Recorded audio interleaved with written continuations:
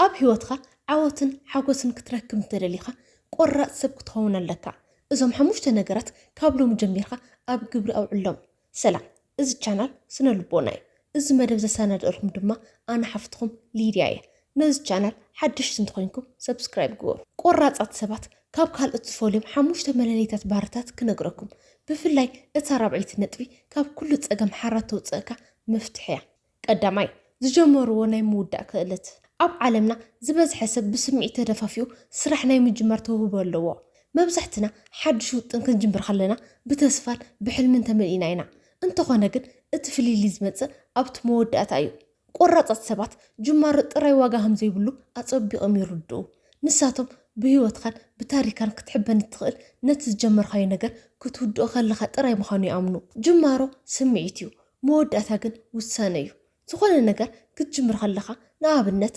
تمرتي نقدي ويسلتنا اتحدش نتزمت سمعيته ودفيت الله إذا سمعيت الزقن نحتصير جيزي يتصنح ساقماتك متخلو اتسمعيتي حاسس قرات السباتقن سرح زودو بسمعيت تدفافيهم زي كونس كودو ألن بزبل تصنعو السانيو نساتهم سمعيتهم كغير خلو علامهم قن أي غيرون أبزو خون سرح سلسة مدرخات اللو اتزحقس جمارو اتفتان ماخل كم أدما اتمسات موداتا بوز حسب أبت ما أخلي تسفى زغرز أبت ما أخلي دخام زبز انقفات زبزح وتصيت ما زي الرأي اللي قرات أتصباتكن نازم الرخزي كم ممرمر بقعتهم يمزرقوا حج يتقالس جمري لهم نرقسهم يتبابعوا كم تحد حرساي كسابت أخل زبزح بتعكس الصبة نساتهم دما نت ما أخل بتصنعاتي حرفوا نقرات أتصبات انقفات مالت دوبل زبل ملكت زي كونس زبلت من قد لا زبل ملختيو تأقم كقاطمهم بخلو سلام تهز عنقفات مجيني لهم أي مررن اتن بوزحات سبات مودات زمسلم من قدي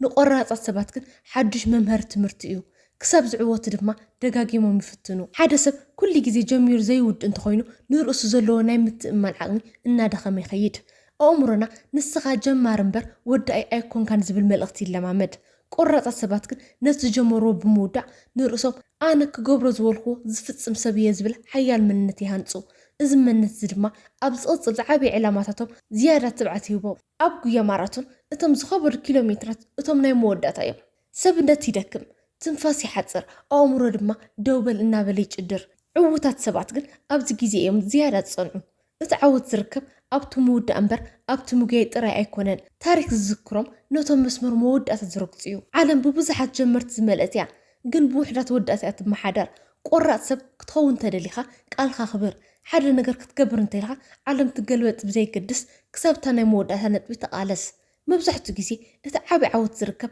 تسفان مورات حانت السقوم تطري مسترفك ايو سلازي حجون تخونا اي تقارض فتصمو كال اي فالن مبال اي فرحون اتا اي فالن تبالقال اتا زحصرت قارك تخون تخيليا انت خونا كن اتا زبلصت مفتحني عاوتن ناصنتنيا نبزحات سبات اي فالن مبال كم كفات كم نعقت وي كم عقل صبت يسمعهم يخون اتحققن كاب زرحه ايو ايفال مبال حد طببيو طبب ناي ممرات طبب ناي موسن طبب ناي رأس كبرنيو هيواتخا كم حر كبر جنت تسئل خيا ايفال مالت ات جنت كاب حرمازن كاب زبلاشو باساسن زكالخل حصريو اتحصر انت زي هاليو زمت سب ان اتو نتستخل خاي فريتات كروق تقبلعنيو ايفال مبال مالت جن ازو بوتازي ناتيو أبز بوتاز دما كبر نجار يسرح سلازلو بزي فقادي زخون نجار كأتو أيفقدني مباليو بزحات سبات إيش نابلو هوتو بناي كارلو سبات أجندان دليتن كتورة رفقدو أو مودة دما نرقصهم زخون جزي سونو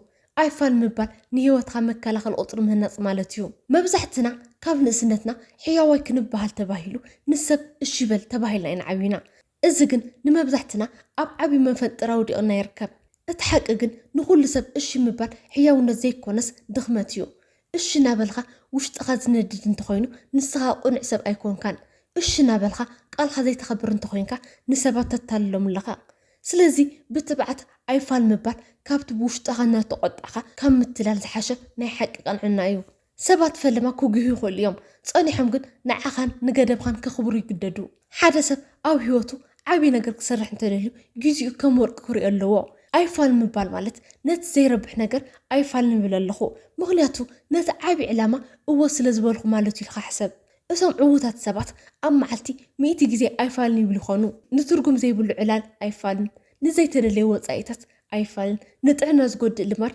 ኣይፋልን እዚ ኩሉ ኣይፋልን ተደሚሩ እዩ ነቲ ሓደ ዓብ ዓወት ዝፈጥሮ ብዘይ ኣይፋልን ዓወት ዝበሃል ነገር የለን ንኩሉ ሕቶታት እዎ ምባል ናብ ከቢድ ጭንቀትን ድኻምን እዩ ዝመርሕ ንኩሉ ሰብ ክትሐጉስ ክትፅዕር ከለኻ ንርእስኻ ትጠልማ ኣለኻ እቶም ኣይፋልን ምባል ዝፈልጡ ሰባት ግን ንዓቕሞምን ንሓይሎምን ይፈልጡ እዮም ብሰላም ይድቅሱ ስርሖም ብፅሬት ይሰርሑ ንቤተሰቦምን ንርእሶምን ድማ እኩል ግዜ ይህቡ ኣይፋልን ምባል ንርእሲ ተኣማንነታ ይዕብዩ እዩ ኣነ ባርያ ናይ ሰባት ድሌት ዘይኮንኩስ ዋና ናይ ገዛእ ርእሰይ እየ ዝብል መንፈስ ይፈጠር ኣይፋል ምባል ማለት ምፅላእ ማለት ኣይኮነን እቲ ሚስጥር ኣብቲ ኣገባብ እዩ ብትሕትናን ብርእሰ ምትእማን ክትገልጾ ትኽእል ኢኻ ንኣብነት ብጣዕሚ የኽብረካ እየ ግን ሕጂ ነዚ ነገር እዚ ክገብሮ ዝኽእል ዓቕሚ ወይ ግዜ የብለይን እዚ ሓሳብ እዚ ንዓኻ ጽቡቕ እዩ ንዓይ ግን ምስ ዕላማይ ስለ ዘይኸይድ ክሳተፍ ኣይኽእልን እየ ህይወት ውስንቲ ግዜ እያ እቲ ንስኻ ክትበፅሖ ትደሊ ጠርዚ ዓወት ብብዙሕ ኣይፋልን ተሓፀረ እዩ ንዘይረብሕ ነገር ኣይፋል ምባል ማለት ንህይወትካ ክብሪ ምሃብ ማለት እዩ ኣይፋል ምባል ዝፈራሕኻ መዓልቲ ህይወትካ ካልኦት ሰባት ክዝውርዎ ፈቒድካ ኣለኻ ማለት እዩ ስለዚ ትብዓት ይሃሊኻ ንግዜኻን ንዓቕምኻን በዓልኻ ዋና ኩነሎም ንመን እወ ንመን ድማ ኣይፋልን ከም ትብል ክትመርፅ ኣለካ እቲ ናይ ሓቂ ነፅነት ሽዒኻ ትጅምር ሳልሳይ ኣየማርሩን ሓደ ዘማርር ሰብ ንነብሱ ኩሉ ግዜ ከም ግዳይ ዝርያ ስለምንታይ ዝኩሉ ንዓይ በፅሐኒ ስለምንታይ መንግስቲ ዘይሕግዘኒ ስለምንታይ ዓርከይ ጠሊሙኒ እናበለ ኣብቲ ክልውጦ ዘይኽእል ሕሉፍ ፍጻሜታት ኣብ ተግባራት ካልኦትን ይነብር ቆራፃት ሰባት ግን እቲ ዝመፀ ብድሆ ብዘየገድስ ነቲ ኩነታት ተቐቢሎም ካብዚ እንታይ ይመሃር ከመይ ጌረ ከይሰግሩ ይብሉ እቲ ፍሊሊ ኣብዚ እዩ እቲ ሓደ ብናይ ተማለ ቃንዛ ተኣሲሩ ነብር እቲ ሓደ ድማ ንቃንዝኡ ናብ ነዳዲ ዓወት ይቕይሮ ኣእምሮና ኣብ መዓልቲ ውስን ዓቕሚ ወይ ሓይሊ እዩ ዘለዎ ምምራር ድማ ነቲ ክቡር ሓይልና ብኸንቱ ይፍስሶ ክትማርር ከለኻ ንፀገምካ ኢኻ ትዕብዮ ዘለኻ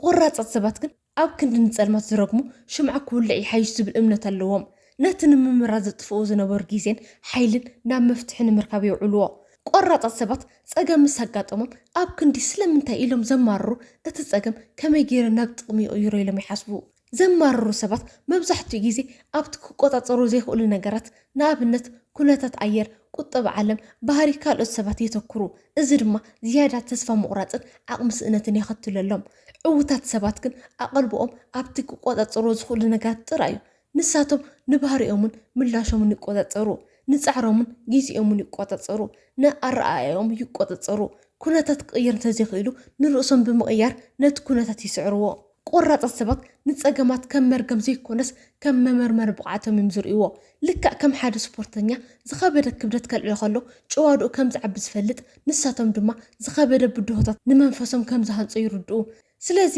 ኣብ ክንዲ ፀገም መፂኑ ኢሎም ዘማርሩ እዚ ፀገም እዚ ዝያዳ ክኢላን ሓያልን ክገብረን እዩ ኢሎም ብሓጎስ ይቕበልዎ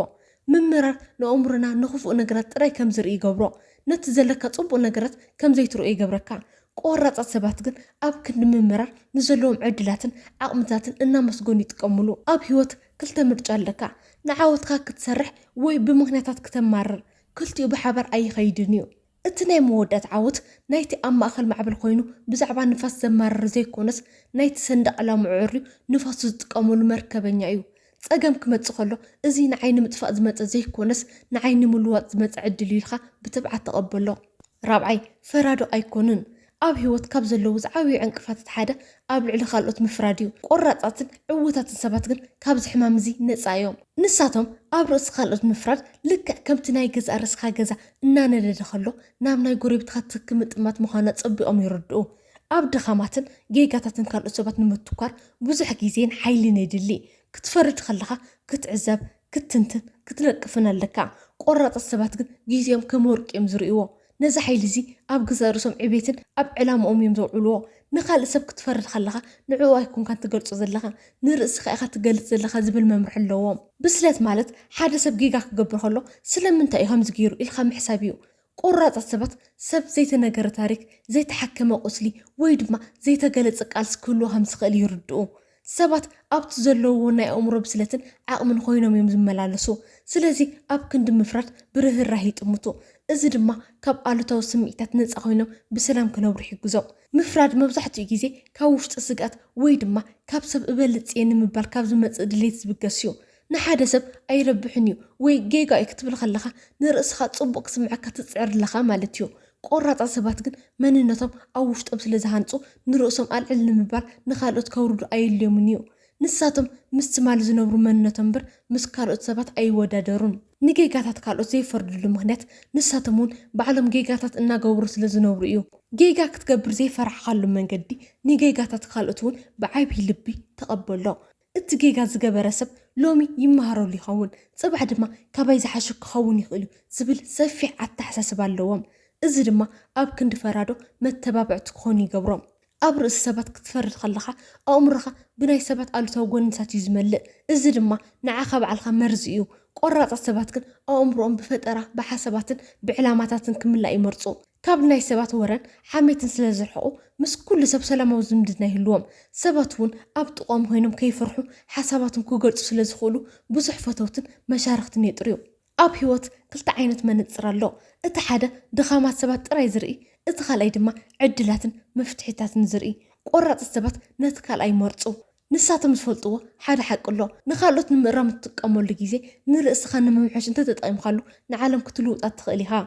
እቲ ናይ ሓቂ ሓያል ሰብ ነቶም ዝወድቑ ሰባት ብኣጻብዑ ዝጥቀሙን ዝፈርድን ዘይኮነስ ኢዱ ዘርጊሑ ዘልዕል ወይ ድማ መንገዶም ክሳብ ዝረኽቡ ብሰላም ዝሓልፎም እዩ ሓምሻይ የቕሬታ ምባል ልማዶም እዩ የቕሬታ ምባል ሓደ ካብቶም ዝኸበዱ ግን ድማ ዝበለፁ ባህርያት ናይ ጥንኩር ስነ ኣእምሮ ዘለዎም ሰባት እዩ ብዙሕ ሰብ የቕሬታ ክትብል ከለኻ ከም ዝተሰዓርካ ከም ዝተዋረድካ ወይ ድማ ክብርኻ ከም ዘጥፋእካ ገይሩ ይሪኦ ቆራጣት ሰባት ግን የቕሬታ ምባል ማለት ካብቲ ዝሓለፈ ተኣሲርካ ካብ ምንባር ሓራም ውፃእ ማለት ምዃኑ ኣፀቢቖም ይርድኡ የቕሬታ ምባል ባህሪ ናይቶም ሓያላት እዩ ድኹማት ሰባት የቕረ ክብሉ ኣይኽእሉን እዮም ንሓደ ሰብ የቕረ ክትብለሉ ወይ ድማ ጌጋኻ ኣሜንካ የቕሬታ ክትሓትት ዓብዪ ውሽጣዊ ትብዓትን ርእሰ ምትእምማንን ይሓትት ቆራጣት ሰባት ክብሮም ካብቲ ዝበለፀ ሰላሞም ክዓቢ ኣይፈቕዱን የቕሬታ ብምባል ነቲ ናይ ቀርሕን ትዕርዲ የፍርስዎ ቂም ሒዝካ ምንባር ልክዕ ከም ሓደ ከቢድ እምኒ ኣብ ዝባንካ ሓቂፍካ ክትጎይ ምፍታን ማለት እዩ እቲ ቂም ንዓኻ እምበር ነቲ ዝበደለካ ሰብ ኣይጎድኦን